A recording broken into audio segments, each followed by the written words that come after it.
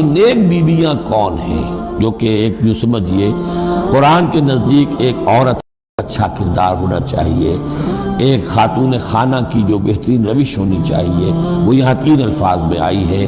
فالصالحات ہو، نیک بیویاں قانتات، ایک تو فرما بردار ہوتی ہیں، شوہروں کی فرما بردار، حافظات للغیب، غیب میں حفاظت کرنے والیاں، یعنی ظاہر بات ہے کہ مال ہے کسی کا تو گھر میں ہے، وہ تو کام پہ چلا گیا ہے، اب وہ کس کی حفاظت میں ہے؟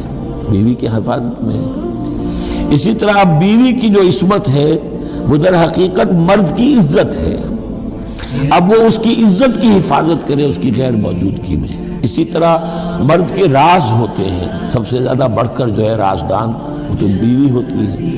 تو 3 اعتبارات سے حافظات للغیب، حافظات للغیب، غیب میں حفاظت کرنے والی ہیں۔